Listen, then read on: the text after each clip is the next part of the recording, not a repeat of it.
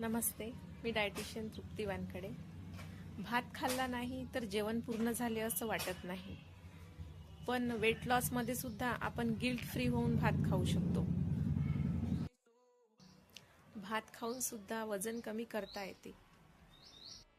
मी तुम्हाला 3 टिप्स सांगणार आहेत, त्याप्रमाणे जर तुम्ही डाएट मध्ये चेंजेस केले तर वजन कमी होण्यास मदत होते।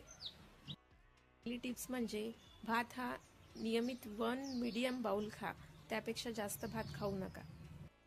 टिप्स म्हणजे भात शिजवण्याआधी अर्धा ते 1 तास पाण्यामध्ये भिजत ठेवा आणि त्यावर जे पांढरं पाणी येते ते फेकून द्या आणि नंतर भात शिजायच्या वेळेस जे आपण पाणी टाकतो त्यावर जो स्टार्च जमा होतो, व्हाईट पाणी जमा होते, ते पूर्णपणे फेकून द्या।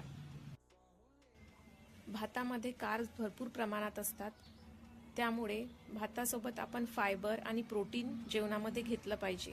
प्रोटीन भरपूर प्रमाणात जेवणामध्ये घेणे खूप आवश्यक आहे, त्यामुळे वजन मेंटेन राहण्यात मदत होते।